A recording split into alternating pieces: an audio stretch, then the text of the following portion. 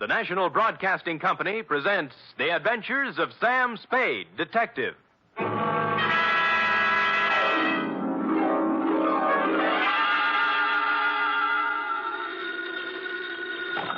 Sam Spade Detective Agency? Me, sweetheart. Sam! I heard you were hobnobbing with the wealthy set of our city. If what I was doing is their idea of hobnobbing, I'm glad I'm in the lower income brackets. What do you mean? What happened? I will only reveal that, Effie, in the intimate secrecy of our office. Was it that bad? Worse, F, emotions ran amok. Passions were strewn from Fisherman's Wharf to the peninsula. Oh. Hatreds festooned the very air. And there was jealousy, too. My. It was positively lurid, as they say. Well, do you think it's all right for me to hear it? Well, I'll expurgate it a little, F. I'll water it down to your strength. I'll use monosyllabic instead of polysyllabic words, and so on. Now, Sam, I want you to tell me everything you think I should hear. And then just a little more. It's a deal, F. Prepare yourself for listening, and I will shortly make my entrance with a saga of society skullduggery, the lowdown on the uptown and all that. Now, if we need a name for it, why not call it the Vendetta Caper or the Revenge of Monte Cristo?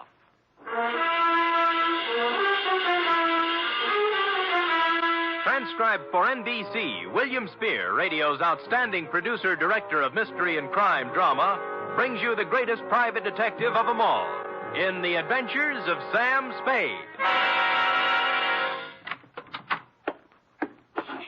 You don't have to call, Sam. I'm right here. Let me take your coat. Well, Effie, isn't this sufficient of you? Now, be quiet and give me your coat. All right. All right, thank you. Now, I've oiled your chair so it won't squeak. Sit down. Well, you make me feel like an emotional invalid, but it's wonderful. And here, Oh, will miracles never cease? a double. Well. It's 8-year-old stuff. I had Friskin's drugstore send it up. Applejack, it's called. Applejack. Well, what brought it on, F? Why this particular polishing of the Applejack? Well, Come on, out with it. no, I just thought, well, you've been working with the rich people, and maybe you were handsomely compensated. Hmm? And, my back salary?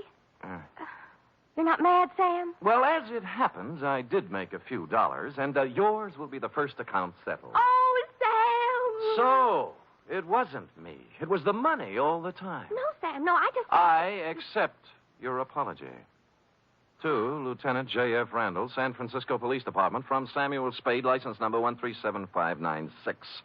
Subject, The Revenge of Monte Cristo. Monte Cristo?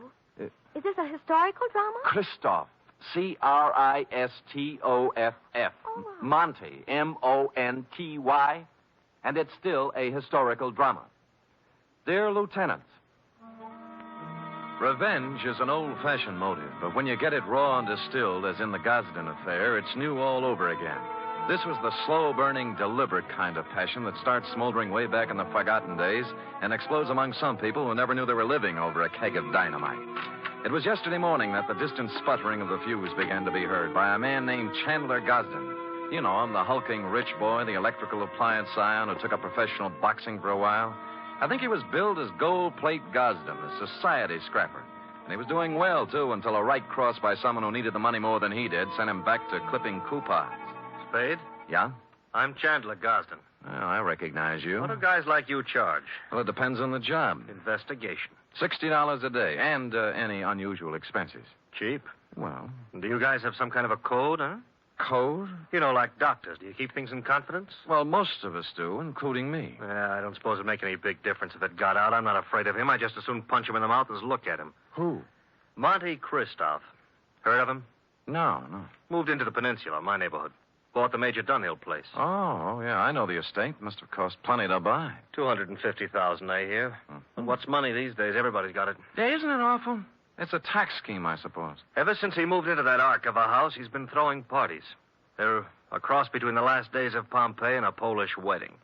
He invites hundreds of guests, everybody who is anybody. Disgusting. But it seems legal so far. He's been there 4 months throwing parties, inviting everybody in the phone book. Everybody but me. Well, maybe he just doesn't like you. What are you talking about? I'm one of the best-liked guys in the peninsula. Everybody likes me, little kids, cops, the guys at the country club. I never had an enemy in the world. Besides, I got Virginia. Oh, who's she? My wife. Oh. One of the sweetest little girls that ever came down the pike. Well, my apology. She was a bald one. Oh. year I married her, she was the social catch of the year among the women. Really? Yeah. So was I among the men. Well, Look, I got to tell you some more. A month ago, one of my company warehouses burned down. Somebody slipped up and the fire insurance hadn't been renewed. I lost $350,000. Guess who had lunch with my insurance man a week before the fire? Monte Cristo. You got it. Next thing is, the rumor gets around that the Gosden Electrical Company is on the verge of bankruptcy. No, of course it isn't. Absolutely not. A gossip columnist reports that I'm going to close up shop and beat it to South America with what dough is left. Then when the stock prices start dropping, somebody suddenly buys them up so fast they disappear overnight. Some corporation I never heard of called the Dantes Corporation. I see. And then all my friends start getting unfriendly. As soon as I show up, everybody stops talking. Act as if there's some big secret about me that I don't know. And they've all been to Monte Cristo's parties lately. That's right. The week after he arrived in town, all these things started happening. Now, what I want to find out is why. I don't even know the guy, but he's making a big change in my life. Well, it sounds like you're entitled to know. I don't know how far I can get. The best I can do is find out who he is, where he comes from, who his friends are, all those things. Okay, you're hired. Now, find out everything about this Monte Cristo. I got to know what's going on. I'm sorry, Chandler. I wasn't able to get here when you said. The traffic was absolutely unbelievable. Cars everywhere. They must be giving cars away these days. Everybody has one.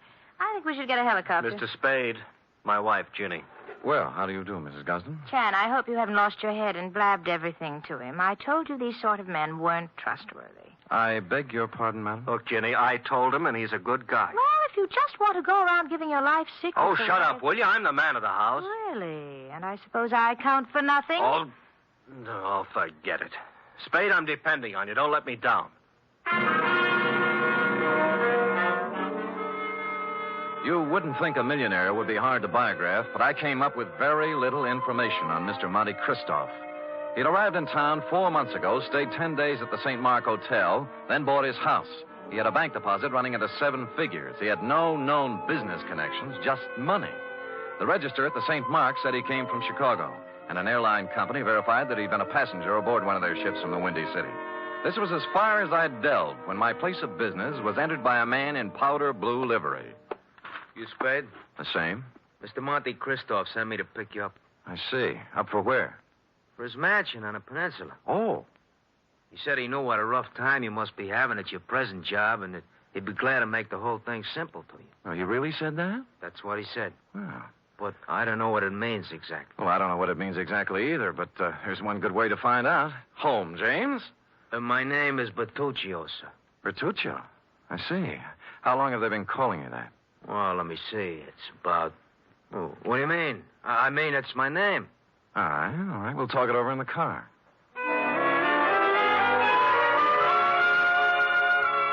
The car was long and blue and smooth.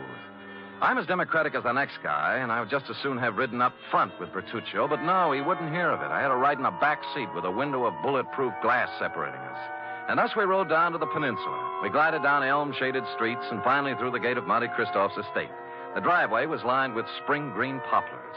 The mansion door was opened by a rear admiral, and I was ushered in. I wouldn't want to say that the living room was large, but I coughed once, and it was a full minute before the echo came back. A door opened somewhere, and a tan, hard-bodied man walked in across the marble floor with an outstretched hand. It was tougher than whalebone. I appreciate your coming, Mr. Spade. Mr. Christoph. Did you have a drink? Champagne, Scotch, Irish, what? Oh, anything, whatever you like. Good. I figured you for rye. It's already ordered. Rye it is. Cigar? No, thanks. They're custom rolled Havanas, made expressly to my own taste. Oh, thanks anyway, but I have some beat-up cigarettes here, son. Oh, try mine. The King of England, I did him a favor once. He ships them over. How is George? You drink, Mr. Spade. Oh, thank you, Bertuccio. Now, you've been investigating me, Yes. and you haven't found out anything. How'd you know, Mr. Cristo? There was nothing to find out. Well, you read. I'll do you a service and save you time and money. Well, that's a handsome offer. I accept. I was born in Michigan to a prosperous lumber family. I went to Phillips Andover and Harvard. Well, Mark's fair. I served with the Army in the recent war. Major, military police, wounded twice. Parents died while I was in Italy. I inherited enormous lumber holdings, which I sold. Hence my bank account. I like San Francisco. Came here, settled down. Well, you're very kind, but I don't need all this I have more money than a man can spend in a lifetime. And by that, I don't mean to boast. It was an accident of birth. Yes. Now, Mr. Christoph, I'm only trying to find out. I know what you're trying to find out. Chandler Gosden put you on my trail. Well, there's no need to deny it. And what would you take to get off my trail, Mr. Spade? Well, New car, a selection of fine liquor, a better job, cash? all rather enticing, but I'm afraid you've misjudged me, sir. I only work for one client at a time. Is there anything wrong with switching your allegiance? Well, I'm afraid it wouldn't be cricket. Is that the way they say it at Andover? Very well. Huh. Then I'm afraid I've given you all the information I can about myself. Well, you've been very generous. But just one other thing. How long did you live in Chicago? Chicago? Yes, I never lived there. but you flew here from Chicago. Oh, that. I was just there on business. Uh-huh. Well, if you say so. Bertuccio is outside with a car. He'll drive you back to your office. And with that, he turned and left me. Outside, Bertuccio was waiting. Impassively, he ushered me into the limousine and started out. Only we didn't head for my office. Instead, we seemed to be leaving town. I banged on the glass between us, but Bertuccio didn't choose to answer. When we stopped at a light, I tried the doors, but they were both mysteriously locked. I was a prisoner in a moving jail. I made desperate signs to passers-by and traffic policemen I knew, but they just smiled and waved back at me. It was all very jolly. So I sat back and waited. About 20 or 30 miles out of town, we pulled onto a lonesome road and stopped. Here we are. Well, just where are we and why? Now, don't blow your top. Christoph told me to take you out here and to give you this Oh? What's in the envelope? money.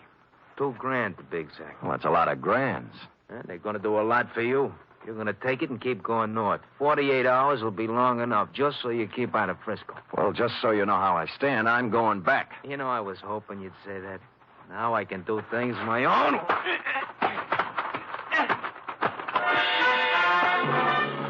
He pulled out a long black sap and started wielding it. The first cut just grazed my head and smashed into my shoulder. I blocked his second blow and moved in for some close work. The third time he swung at me, his arm caught an overhead tree branch, and that was his undoing. He took 4 or 5 and then went down and out. I searched him, and his billfold revealed that he was Joseph Kowalski, late of Chicago, Illinois. The cards and addresses it contained left little doubt that Kowalski was in the rackets. I threw him in the car and drove back to town and police headquarters. He was awake by then, and I had to drag him into the hall. You want him locked up, Sam? What for? Assault and battery, assault with a deadly weapon, assault with intent to murder, mayhem, anything. You can't lock me up. I didn't do any of those things. Anyway, if I did do them, it was in San Martin County, not Frisco. Well, Sam, I don't know what I can do. He's got to do something in our jurisdiction. Sure, see? All right, he picked my pocket on the way into town. Here, Kowalski. What? See, look, he's got my wallet in his hand right now. Why, of all the brazen lawbreakers, you going to let him get away with this, walking right into headquarters with the evidence in his hand? Oh, wait a minute. Come on, Kowalski. We go pretty hard on pickpockets in this town. I'm being framed. I want a lawyer. Get me a telephone. He was dragged away, protesting. He got no sympathy from me. He started. Lieutenant Randall then teletyped Chicago to find out more about him. In about an hour, the report came back. I won't read his whole record, Sam, but he's paid for everything, they say. He's clean. Huh? However, it does say he was the bodyguard for a man named Barney Moffat. Says Moffat was a shady business operator. Picked up several times. Nothing hung on him. He left town about the same time Kowalski did. He's listed as undesirable, but he's not wanted. Oh, thanks, Lieutenant. If a man named Barney Moffat had a hood named Joseph Kowalski as a bodyguard, and they both disappeared from Chicago at the same time, the obvious conclusion was conclusively obvious. I drove the limousine back to Christoph's estate. But as I parked the car, my headlights hit another car. There was someone getting into it, Mrs. Chandler Gosling. Oh, you, what do you think you're doing? Remember me, Sam Spade? Oh, detective. Yes. What are you following me for? What were you doing in Christoph's house? I thought he wasn't a friend of yours, or your husband. Mr. Spade, get in, please. Let's talk. Okay, spill it. It's none of your business what I was doing in there. But whatever it was, I want you to forget you ever saw me. That'll be pretty hard to do. Would money help you? In this case, no. What do you care what happens to my life or Chan's or Christoph's? Because your husband's paying me to worry. All right. But if I were you, I'd just forget that you ever met any of us. Because this mess we're in is so bad that nothing you or anybody else can do is going to get us out of trouble. And with that, she burst out crying, and I couldn't get anything else out of her. So I let her go, and she drove off. I walked up to Christoph's house, knocked on the door, and a servant opened it. Took a couple of steps inside when 6 pairs of arms grabbed me. Some of them had fists on them. The struggle was just getting lively when Christoph appeared. All right, let him go, let him go. Well, I don't appreciate this kind of treatment, Christoph. You weren't hurt, Spade. All right, men, take a walk. Now, what's it all about? It was my orders if you ever showed up here again. Why'd you soften? I just heard about Kowalski. You managed that very well. I admire resourcefulness. How would you like to work for me? No thanks, Moffat. Moffat. Barney Moffat, late of Chicago and the rackets. So you know, huh? Well, I wasn't sure until just now, but you've cleared up the doubt. How much do you know? Very little. Just that you were a shady operator, but nobody's looking for you or anything. Spade, I did a lot of things. Several years at tightrope walking with the law. But I never did anything they could jail me for. I have an idea you're considering doing something in the near future. What makes you say that? Well, it's a vendetta, isn't it? Monte Christoph and Bertuccio the Steward and the Dentist Corporation. You couldn't resist the drama, could you? All from Dumas' novel. But why? Why do you want to play the Count of Monte Cristo? What did Gosden do to you to merit all this revenge? Tomorrow. It'll be over tomorrow. And with that, he clutched at his heart and fell forward at my feet.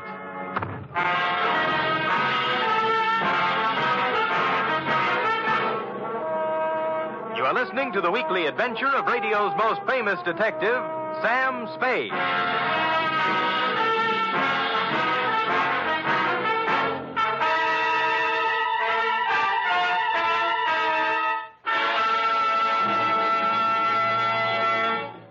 Three chimes mean good times on NBC. If you've been searching for mystery on Saturday night, put away your magnifying glass and follow these clues. Dial this NBC station tomorrow evening and listen for the chimes, and then you'll be off on a perilous trip with The Man Called X, starring Herbert Marshall. And if you've been searching for music, too, on Saturday, then Eileen Wilson is your dish as she stars in Your Hit Parade with Snooky Lanson and Raymond Scott's orchestra. And now back to the Vendetta Caper, or The Revenge of Monte Christoph, tonight's adventure with Sam Spade.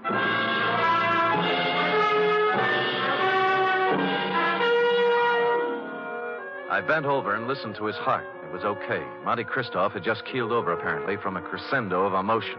He blacked out. I didn't want to be held up by his henchmen, so I left the room and walked out of the house without calling anybody. I walked down the road, and good luck, there was an empty cab cruising along. At Chandler Gosden's, I found him pacing the living room in a state of physical and mental disorder. I told him what I knew. Vendetta? Why? I never heard of him. I never did anything to the man. Why would your wife go and see him? I don't know.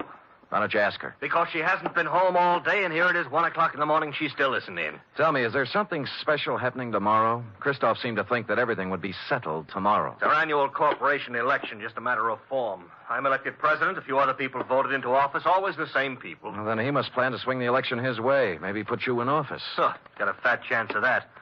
I don't care how much stock he buys. Ginny owns 10%. I own 41. That's 51%. If he bought 49% in the open market, that still wouldn't be enough. We could still outvote him. You're sure you've got the stock in your possession? Sure. I saw it last week when I was down in the vault looking for my birth certificate. Stupid me, forgot I don't have a birth certificate. Huh? No, that must be Edson, my lawyer. Called and said he had something on his mind. Chandler, I have bad news for you. It can wait. No, it can't. This is Sam Spade, Ralph Edson. How do you do? Spade. Now, Chan, listen to me. All right, what's biting you? Just this. We're liable to lose that election tomorrow. What are you talking about? We can't. I just found out that Monte Christoph has 59% of the voting stock in Gosden Electric. 15? He can't have it. Oh, look, wait a minute. If my wife sold her stock, he could have 59, couldn't he? He could. Spade. Huh? Are you positive you saw her coming out of Christoph's house? I'm afraid I did. I'm gonna find her. And if she sold any of her stock to Christoph, I'll kill her. I tried to dissuade him, but he brushed me and the lawyer aside and ran out of the house. I called the police and told them to try and find Virginia Gosden before her husband did. Then I went looking myself. The first place I tried was Monte Christoph's mansion. There were lights on, so I entered, gun in hand. I didn't have any time to dicker with servants and bodyguards. And Christoph appeared in a matter of seconds. All right, Spade, what is it you want now? Virginia Gosden. She hasn't been here since the last time you saw her. You know where she is? Haven't any idea. Well, if you know, tell me. Her husband's looking for her with homicide in his eyes. I can't say I'm sorry. Well, that's a nice sentiment. She sold you her stock in the Gosden Company, didn't she? Since you seem to know about it, yes. Why? She in love with you? I think maybe she is. And you're in love with her? She's a stupid, empty-headed nothing. I can't stand the sight of her. I hate her. Now, hold it now. You'll knock yourself out again. Yes. Yes. Come over here.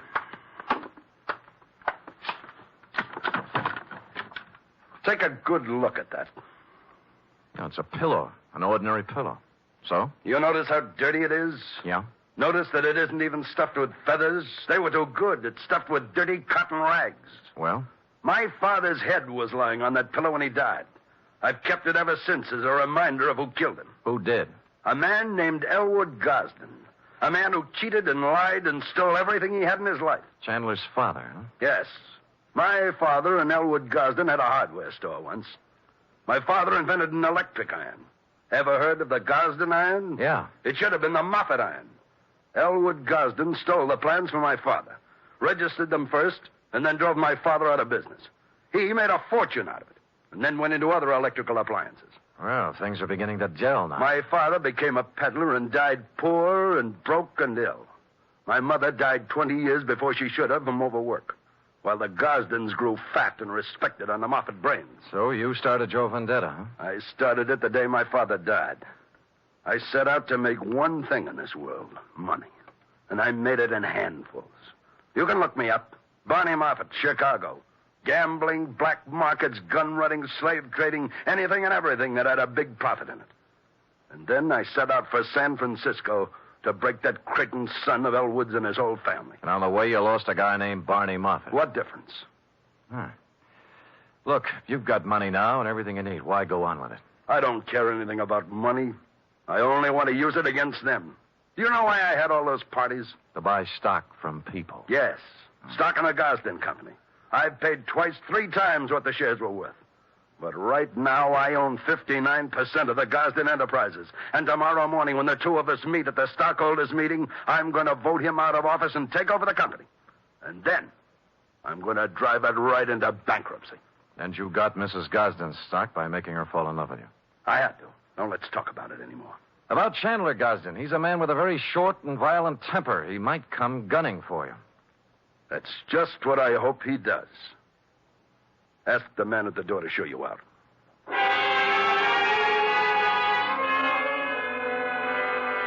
I spent most of the night trying to find Virginia Gosden with no luck. Chandler didn't return to his house, so I didn't know what he was up to. It was early the following day when I got my first report.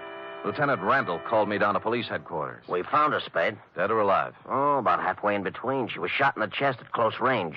Gun right up against her. But she's still living. And what are her chances? Fair. Where'd you find her? In a walk-up apartment on Polk Street. It was registered to her. Looked like a love nest, a place where she met a boyfriend or something. No weapon. I see. I figure murder attempt, her husband. We have a pickup on him right now, but so far he's vanished. Shame. Fine old San Francisco family.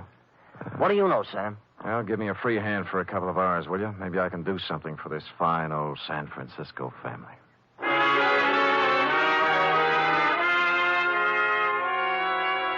I had no more idea than the police where Chandler Gosden was at the moment, but I had a good idea where he might be later in the morning. I put a call into Ralph Edson, his lawyer. The stockholders' meeting of the Gosden Company was to be held at 11 o'clock at their executive offices. Edson got me in, and at 5 minutes to 11, Monte Christoph walked in. There were 3 of us. None of us spoke. We just sat around a long, polished table, alternately watching the clock and the door. At 11:03, the door opened. Chandler Gosden stood there, rumpled, red-eyed, vicious. He had a gun. The first man who moves is going to get a bullet right in the face. Chandler, for heaven's sake. Shut up. Is that the gun you tried to kill your wife with? It's the gun, but I didn't try to kill her. She did it herself because he drove her to it. Me? Yeah, you, Christoph. You were meeting her in an apartment. Don't think I've been dumb. Put the gun away and let's get down to business. Are you kidding? I got the same gun she used on herself, and I'm going to use it on you. Well, stop talking and get it over with. You act as if you want me to do it. All right. Edson, Spade, clear out of here. Gosden, use your head. I said get out of here. Now go on. Okay, but don't take your eye off him. He's got a gun in his pocket. Don't worry, I won't. You were working for him. Working for him all along, everybody was. No, now listen to me. He wanted you to kill him. He doesn't care about himself. He just wanted you to be put away for murder. Spade, this is our affair, not yours. Now, look, both of you shut up and listen. This is a tough thing to try to settle something that's been boiling up in you, Moffat, ever since you can remember. You spent all of your grown-up life trying to get back at the wrong man. It appealed to some ironical sense of yours to carry out the Monte Cristo revenge story. Now, let me ask you this. You remember all about Monte Cristo and how he ruined the people who had ruined his life and how his father died heartbroken. But do you remember the end of that book? Go on. He found that he couldn't bring himself to revenge the wrongdoings of families on their innocent children. That reads good in a book, but I don't feel that way. Well, maybe you will when you hear this. What? This man right here that you spent 20 years getting ready to ruin is not even a Gosden. Huh? What? He's an adopted son. Mr. Elwood Spade, Gosden adopted him from an Oakland orphanage on October 11th, 1907. I got the records to prove it this morning. I don't believe it. I would have known. Mr. Edson, you've always been the family lawyer. Isn't this true? It was a long chance that Edson would play along with it. But to bring it off, it needed the final clincher. Lawyer Edson looked at me, then looked at Chandler Gosden. He gulped and licked his lips. It's true. It's true, Chandler. Adopted? Your father never wanted you to know. Chandler didn't move. He just stood there stunned. But Barney Moffat sank down into a chair and buried his head in his hands. Edson and I looked at each other and waited. And finally, Christoph looked up and spoke. Start the meeting. Mr. Edson? I hereby declare the annual stockholders' meeting of the Gosden Company open. Mr. Gosden? I don't care what happens now. I bow to the majority stockholder. Oh. Mr. Christopher... I beg your pardon, Mr. Moffat?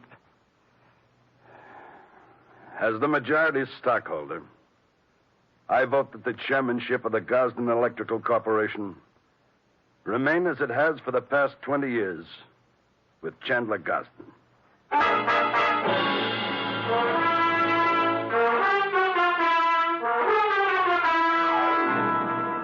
Period. End of report. Oh, Sam, you were magnificent. It was rather a stirring scene, wasn't it? I was good. But it was superb. It really was. Mm-hmm. Did he sign over the stock and everything? Oh, he did indeed. Oh. Sam, do you think the world will ever get to a time when everybody has all he wants? And instead of trying to get more, everybody spends his time just trying to enjoy life? Well, you know best, Effie. Do you really believe that, Sam? Well, you've got to believe something. It's better than nothing.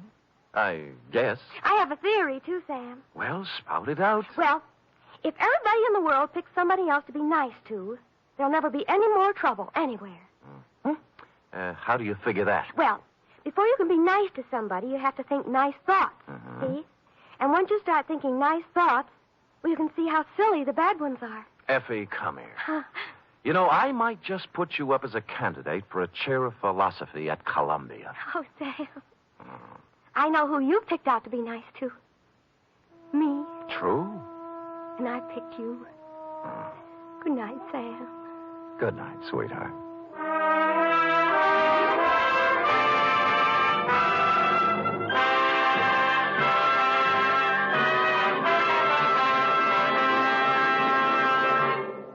Tonight's transcribed adventure of Sam Spade was produced, edited, and directed by William Spear. Sam Spade was played by Stephen Dunn, Lorene Tuttle as Effie.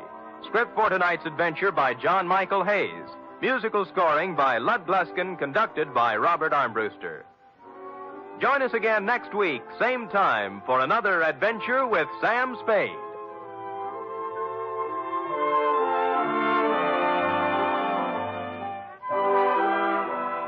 Tomorrow, Dennis Day and Judy Canova entertain you on NBC.